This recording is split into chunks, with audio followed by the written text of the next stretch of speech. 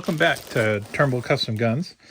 I had somebody ask in the comments what I use for my buffing wheels, and I told them polish array, which was wrong.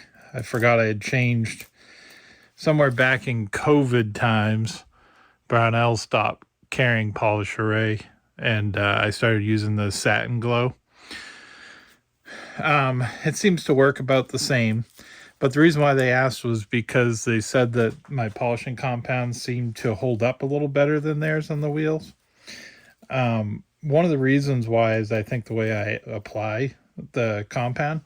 So I figured I'd do a quick video going over that. I use hot water, and this is probably, I don't know, 130 degrees. And I use that to soften up the compound. Instead of applying it direct to the wheel, which tends to throw it like this, which sometimes if I need to freshen it up, I'll use that method. But generally, I like to at least coat them once like this every couple days. And as that starts to melt, you can see it kind of melts off onto the wheel. And I make sure I get the edges because they do a lot of cutting. But I just rub that right into the, I use, these are loose muslin wheels. And I make sure I rub that right in there. And then as the top layer wears off, it kind of dissolves the glue a little bit and helps you get more compound into the wheels.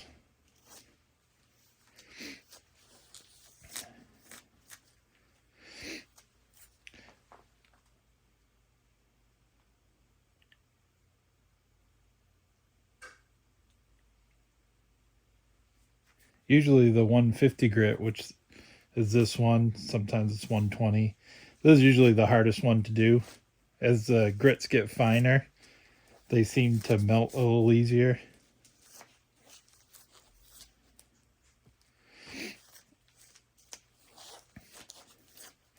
But you see it kind of twisting it into the fibers. Now, I use loose muslin wheels. Why? I guess because that's what I used when I was in gunsmithing school. I also have a lot of felt wheels, and I haven't got the courage to try them because I'm so used to, using the process that I've used for so long. Sometimes people also they'll have a grinder with 150 stitched wheel on one side and a 150 loose wheel on the other, because the stitched wheels will cut quicker. They probably would do a little better for getting rid of pits. So I tend to use a file to get out my pits and then just leave the loose muslin wheels on my buffers. The best thing to do it, if you do it this way, is to coat them at night and then let them dry overnight, and you can use them the next day. But it probably takes, 30 minutes to an hour for this to dry properly. If you need to speed it up, you can run your buffers, and that kind of air dries them as well. But we'll go ahead and that's that one done. We'll go ahead and coat the rest.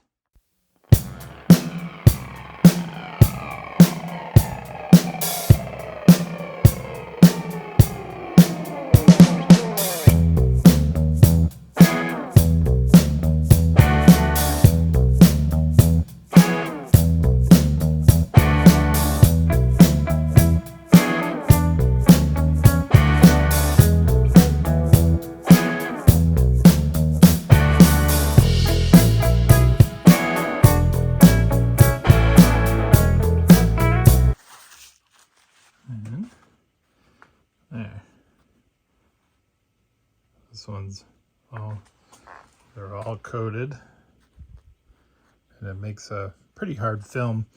When I first start to use them, I'll use a bar similar to that just to break the coating a little bit.